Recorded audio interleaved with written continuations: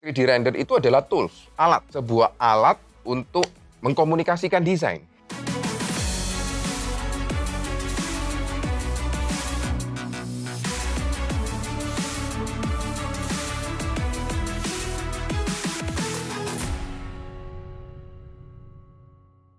Dan hal yang kedua adalah proses. Jadi kalau misalkan begini, kita sebagai 3D artist, kita mau bekerja sama dengan seorang arsitek. Pertanyaannya, apakah kita ini akan bekerja dengan mereka di bagian desain ataukah di bagian marketing konten? Ini ada dua hal yang berbeda. Di bagian desain berarti sejak awal kita sudah terlibat sampai presentasi terakhir ACC selesai. Ini waktunya bisa lama. Kalau misalkan desainnya ternyata rumahnya besar, itu bisa take time, ya yang pasti udah 3 bulan ke atas ya. 3 bulan, 6 bulan, setahun, ya 1,5 tahun misalkan. Semakin besar, semakin lama desainnya. So, prosesnya ini juga harus cepat. Nah, balik lagi. Kenapa proses harus cepat? Proses harus cepat karena tugas seorang desainer adalah memikirkan desain. Tugas mereka bukan ngerender. Kita harus pahami juga bahwa 3D render itu adalah tools, alat.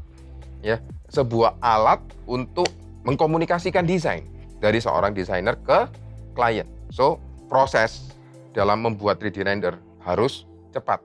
Dan kita juga harus mengerti bahwa seorang arsitek pakai program apa. Ada yang pakai BIM, ada yang pakai SketchUp. Kita harus pahami dulu mereka biasa pakai apa.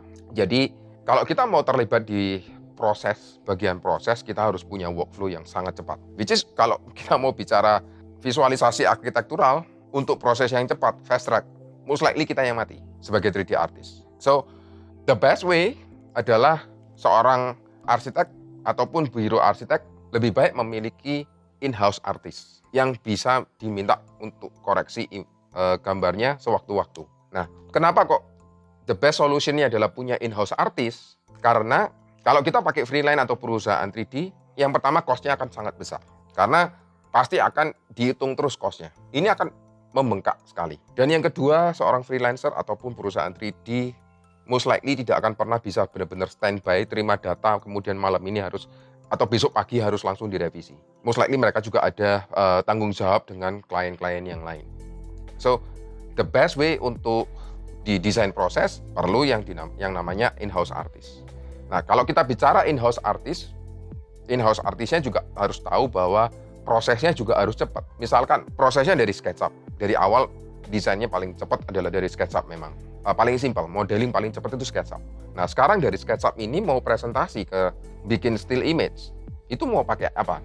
Entah dari SketchUp ke 3D Max dulu baru ke renderannya pakai V-Ray ataupun Corona Renderer, atau langsung dari SketchUp pakai V-Ray. Kelar.